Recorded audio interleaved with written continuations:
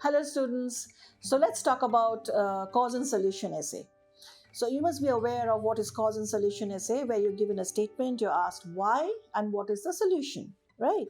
So in this sort of essay, the structure would be writing an introduction, paraphrasing of course, and then you must give in the thesis statement at least two causes and an outline of the solution.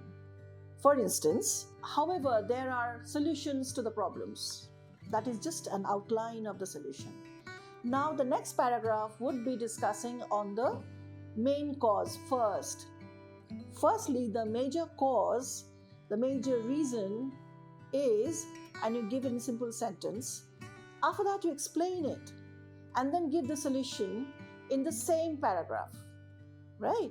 So, start with a signposting language that which actually indicates that it's going to be a solution, like however, comma, and then after that you explain it. The next paragraph, again, another cause and another solution. Coming back now to the conclusion paragraph.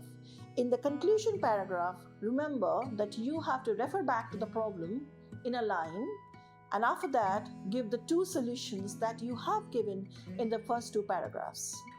And number of words you must mention at the bottom on the left hand side should be around 285 290, not more than that. And of course there should be a combination of simple sentences, compound sentences, complex sentences. Try a bit of modals. I'm sure you must be knowing what is modals. And then a bit of passive voice, and agreement of the verb with the subject is very important. Mostly I find the students make a mistake with the agreement of the verb with the subject. So that should be perfectly written there. Wish you all the best. Thank you.